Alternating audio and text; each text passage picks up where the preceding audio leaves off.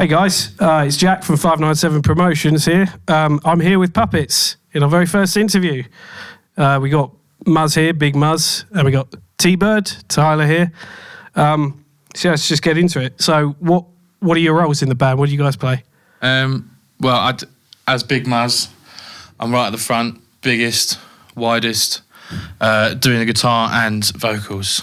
Guitar and vocals, and what do you play? I'm the bassist. Sometimes I do vocals as well, mostly backing, but a couple of the songs I'm the lead on that as well. Yeah, couldn't make our mind up. Yeah, because you sing on a few songs, don't you? Only a couple, mostly some of the covers and a couple of originals, yeah. Nice. Where are you guys based?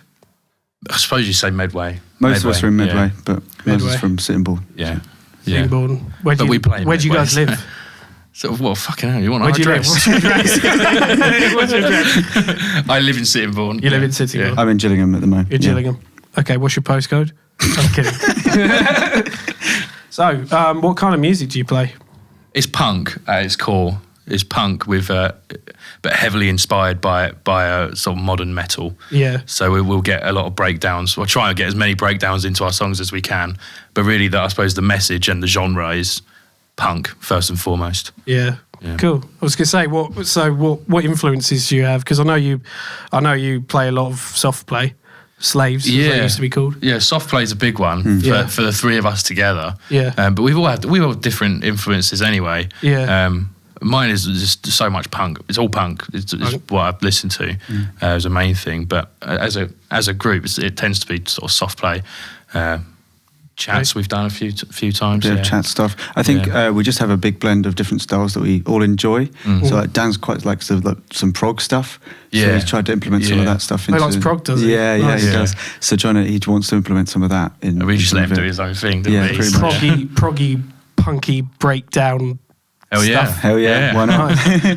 So you say punk, so I know you mentioned like No Effects and all that. Yeah. No Effects, Rancid, all stuff like that. Yeah, I like No Effects. Yeah, I'm not sure about the other two, but that's something I listened to when I was younger. Yeah. But I think it's less sort of American style punk that we do. It's more influenced by the UK stuff. Yeah. We've just turned the distortion up, really. Yeah. Yeah, because when I saw you guys, I thought it was like a good mix of like classic punk with like a modern twist to it. Mm-hmm. Yeah, we'll take that. Cool, yeah. You guys, I saw somewhere online that you played an Avenged Sevenfold cover, I think.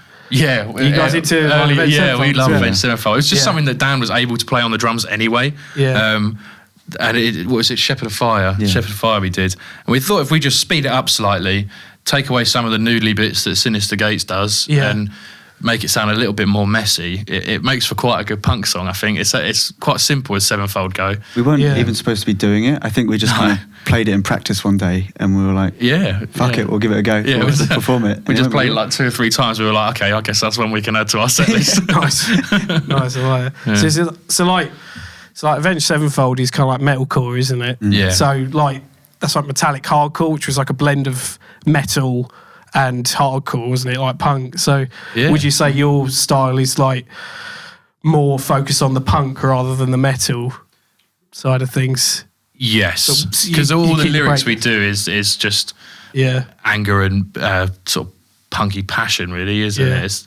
We're not being too creative with poetry. We're just shouting and screaming about the government and whatnot. There's plenty to shout about, isn't there? Yeah. And breakdowns, obviously, being a metal thing, it doesn't change the fact that it's pure anger that's fueling a breakdown.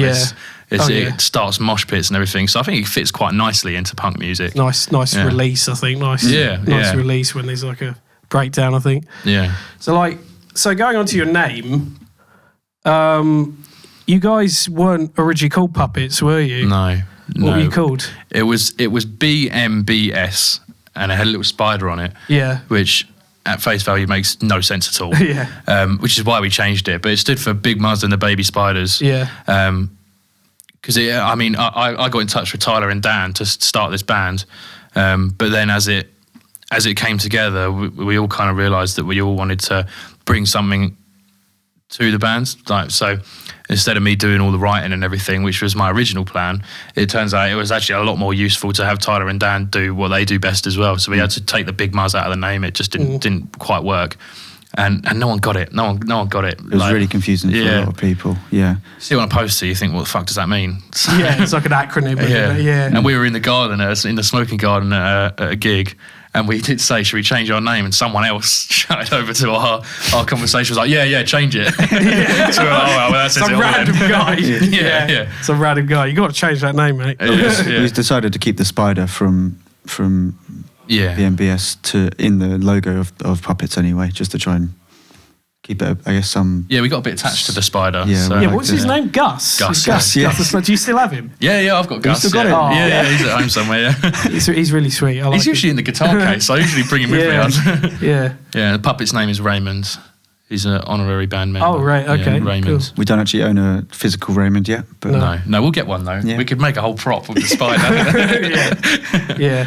I like how, so obviously you changed the logo as well, didn't you? Yeah. But you kept, like you say, you kept the spider, but I quite like the imagery between like the marionette and the spider. It's kind of like strings and spider silk. Yeah, that was all T. That took me. It took me like 4 hours, 5 hours. I was never really used Illustrator before, and this was my first like proper use of it.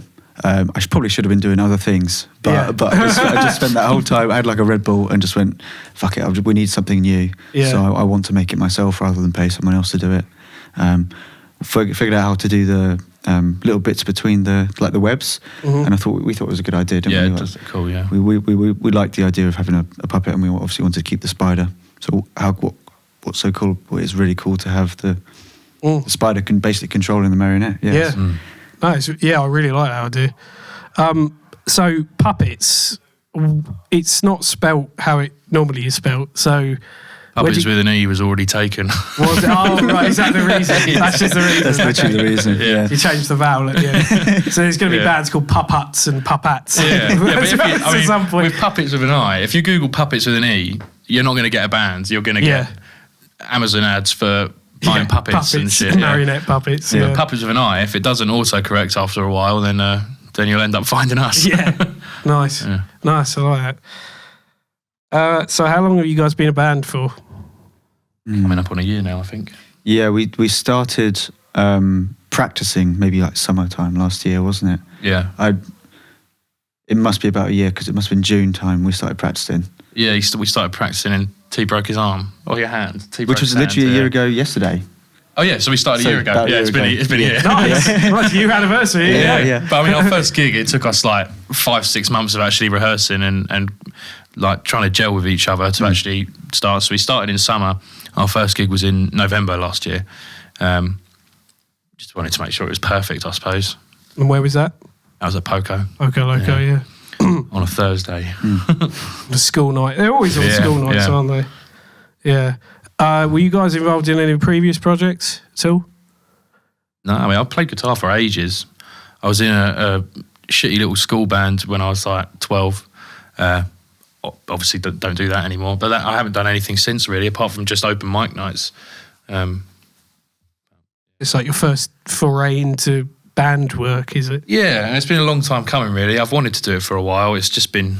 I mean, one of the hardest things with music is finding other people that want to do the exact same thing as you on the same schedule, make the same genre, put in the same effort. That's hard to find. Yeah. Do you know, I'd never have guessed that because I've seen you guys play and I wouldn't have believed that this was like your first proper band.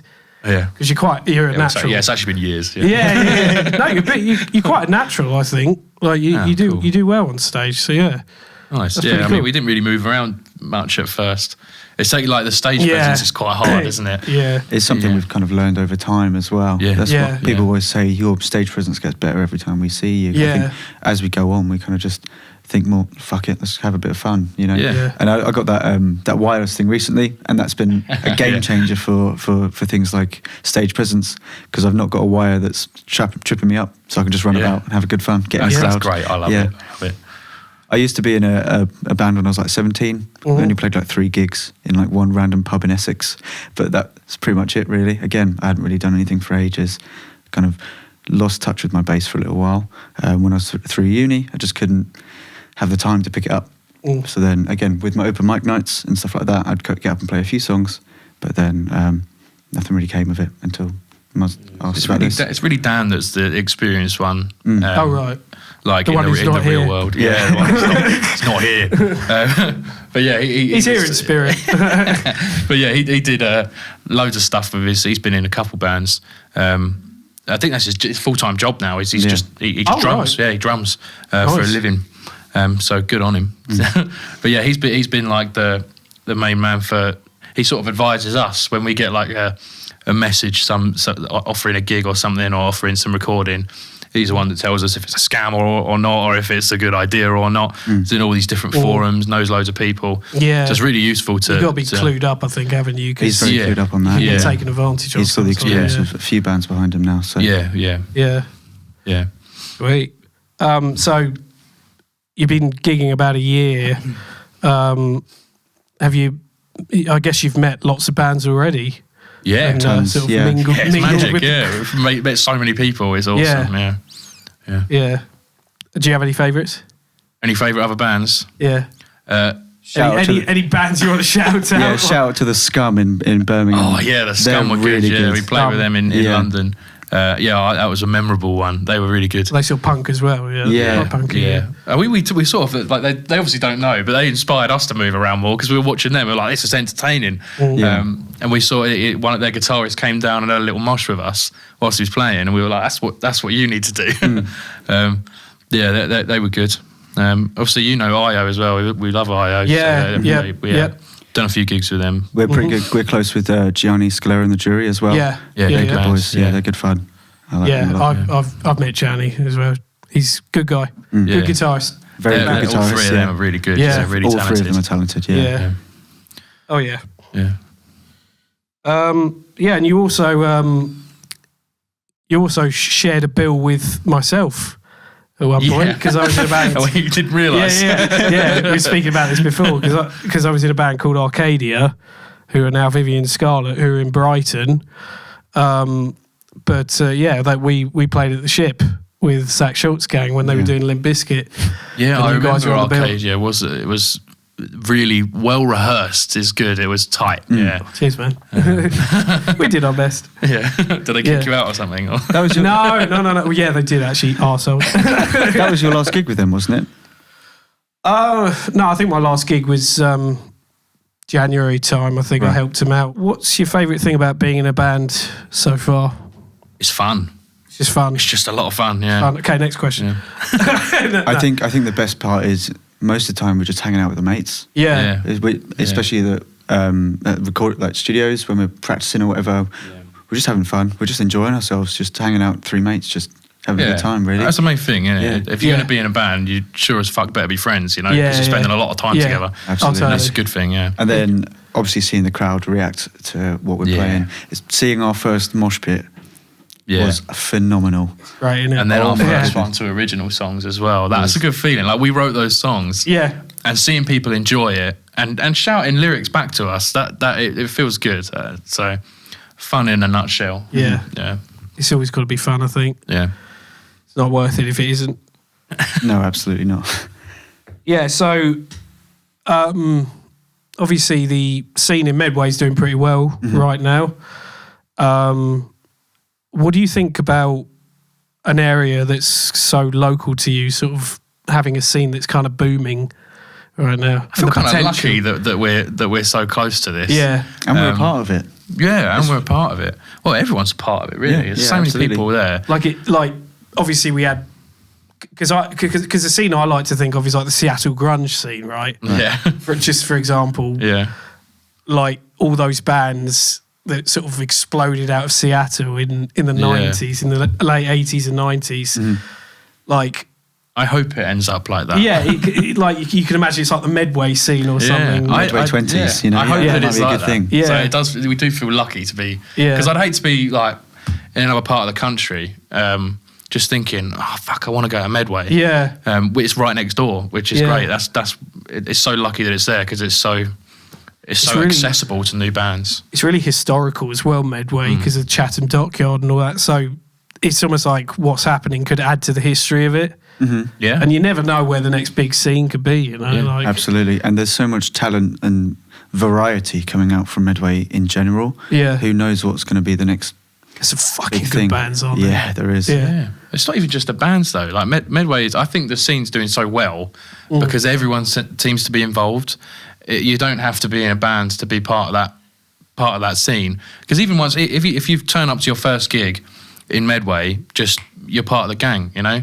Everyone gets on with each other. You go to the next gig, there's your mate that you met last time. And then, absolutely. Then there's people making artwork for posters, there's people making T-shirts for each other, there's people doing interviews. Everyone's trying to.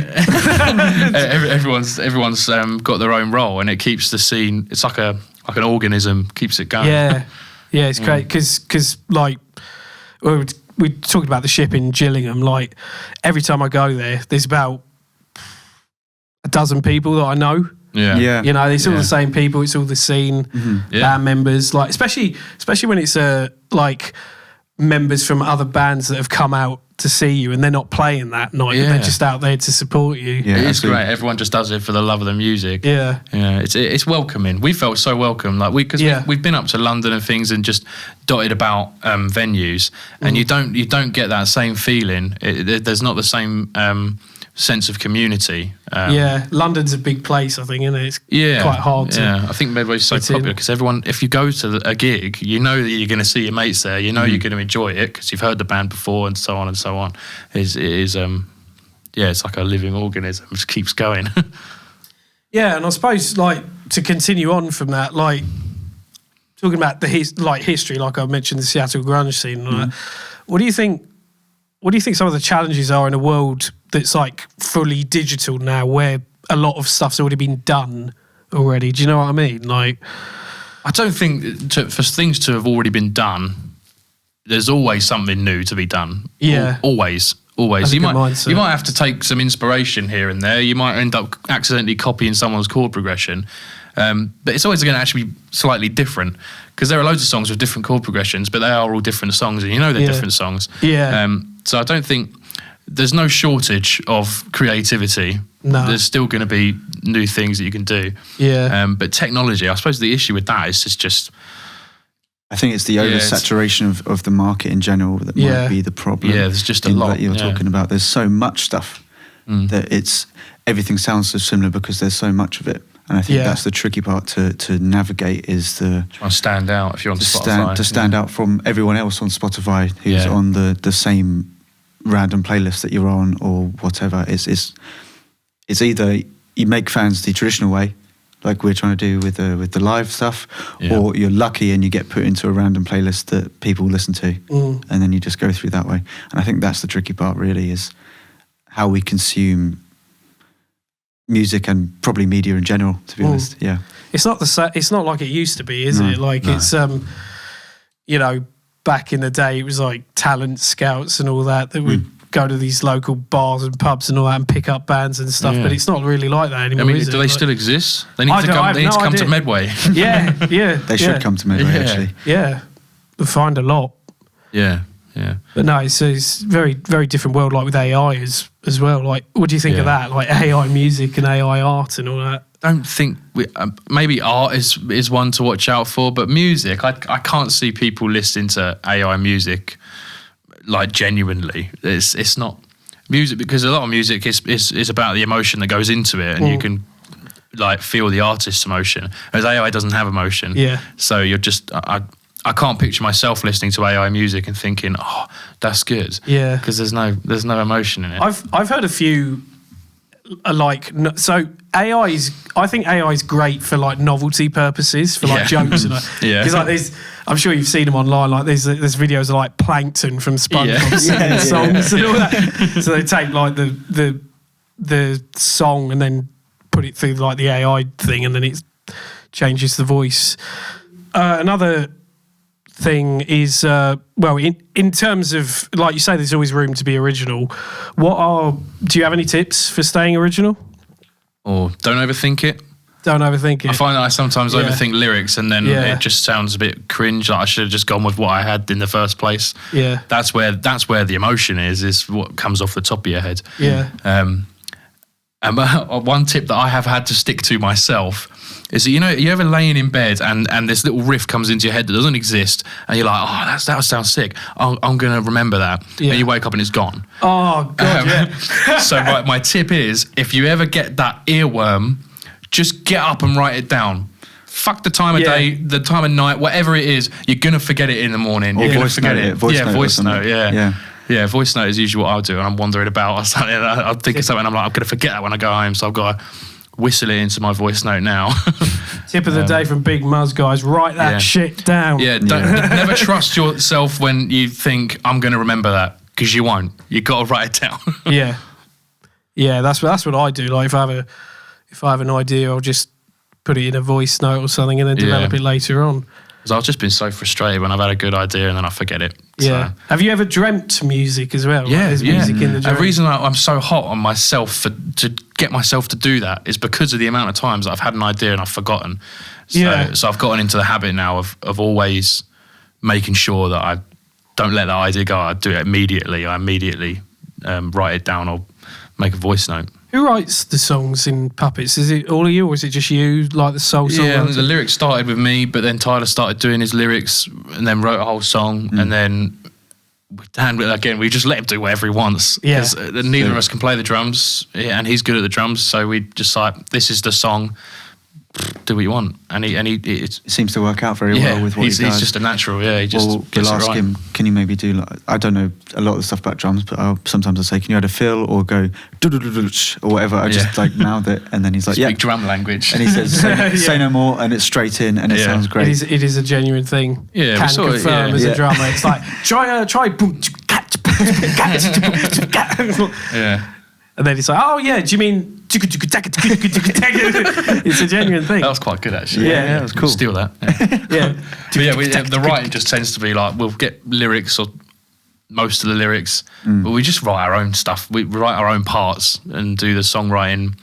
The main bulk of it gets done when we're actually together. Yeah. So, like, say for example, I'll come up with a bass riff or something. I'll then bring it to practice, and then Murray will be like, okay, cool. I'll make chords over the top, and I'll write a solo for it, and I'll do all that, because I'm not a guitarist. So that's how. And I like it when Tyler writes the riffs, because then if he's singing it, I can do more solos. You can have a bit more fun. Yeah. I've got to keep it basic enough so that I can sing over the top of the guitar parts, do both at the same time. So if I'm not singing, I don't have to worry about what I'm doing. Yeah. It is quite a load off, to be honest. Yeah. Well, it's the longest solo is in the one where Tyler sings. Yeah. Which is called Make Up Your Mind, by the way. Hopefully coming out at some point. But yeah, with that one, that's the longest guitar solo in any of our songs, because I don't have to do any singing. So, yeah.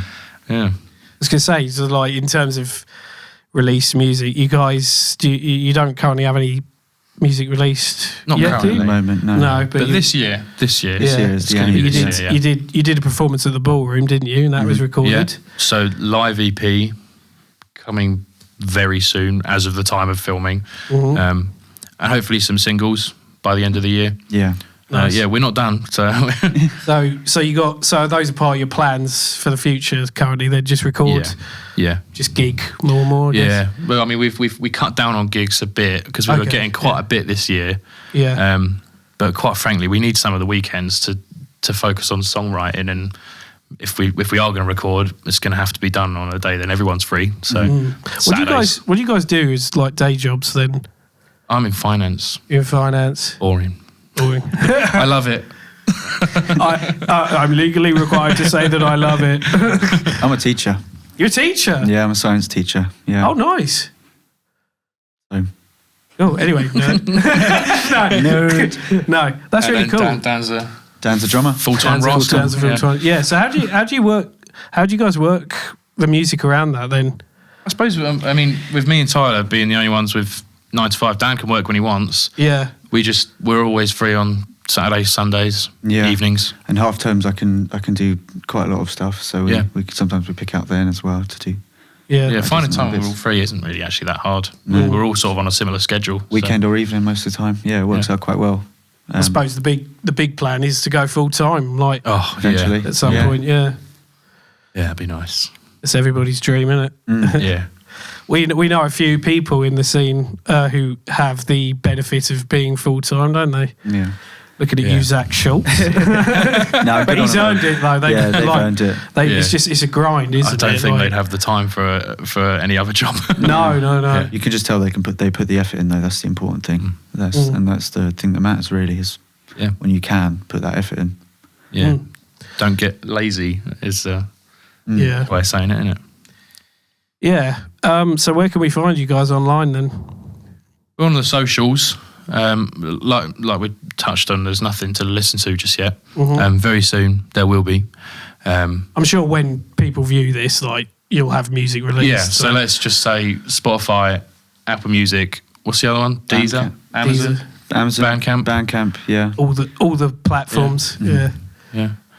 And apart from that, we're just on socials, just Facebook, Instagram. Yeah, TikTok. and we're pretty active on it.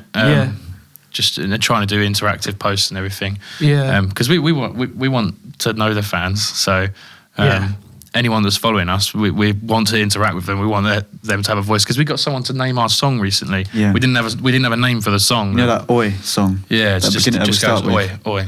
Oh yeah. That didn't have a name, so we did a poll, and that was a lot of fun. So we like being active on socials, because that was fun getting the people to name the song. Yeah. We had loads of suggestions, and it ended up being Oigasm. Oigasm, yeah. Oigasm. Oh yeah, because I've got your set list, one of your set lists. Oh yeah.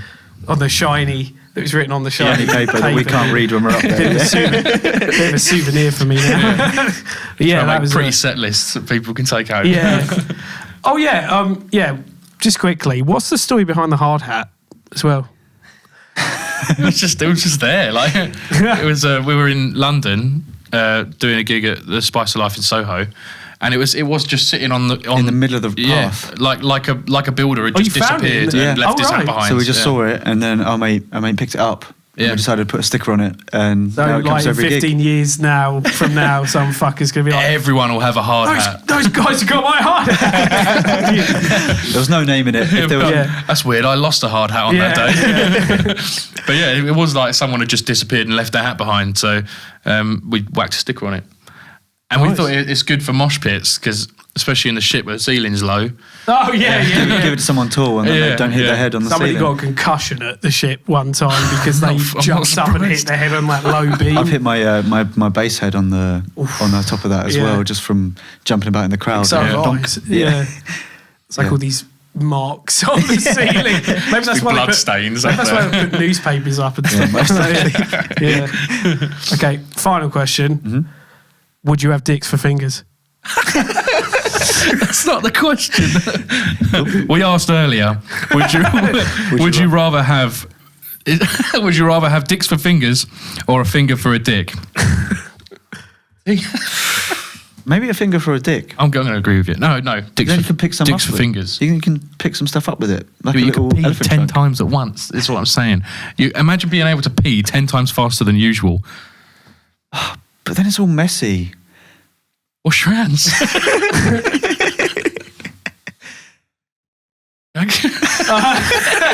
Help.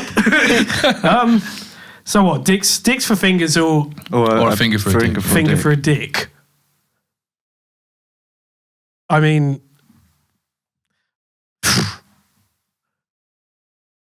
no. Would you? It's a difficult question. What I'm thinking is, if you are like carrying loads of shopping in and you've just got one more bag left,